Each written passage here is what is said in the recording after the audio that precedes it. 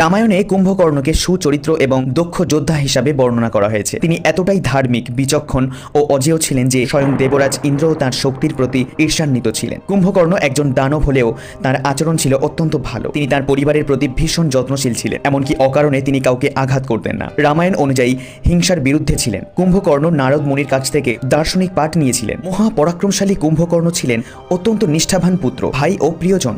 কুম্ভকর্ণ ও তার প্রথম পত্নী বজ্রমালার কুম্ভ ও নিকুম্ভ নামে দুই পুত্র সন্তান ছিল। এরপর তিনি সজ্জাদ্রির ডাকিন্না অঞ্চল অর্থাৎ বর্তমান ওড়িশা রাজকুমারী কর্কটিকে বিবাহ করে। তাদের ভীমাসুর নামে একটি পুত্র সন্তান হয়। রাম রাবণ যুদ্ধে তার পরাজয় হবে জেনেও জন্মভূমি ও ভাইয়ের সম্মান রক্ষায় তিনি যুদ্ধে অংশগ্রহণ করেন। সেখানেই তার পূর্বজন্মের কথা মনে পড়ে এবং বীর বিক্রমে যুদ্ধ করতে করতেই রামের হাতে মুক্তি লাভ করেন কুম্ভকর্ণ। শেষ হলো আজকের নিবেদন। ভিডিওটি ভালো লাগলে অবশ্যই চ্যানেলটি সাবস্ক্রাইব করে পাশে থাকা বেল আইকনটি প্রেস করে রাখবেন।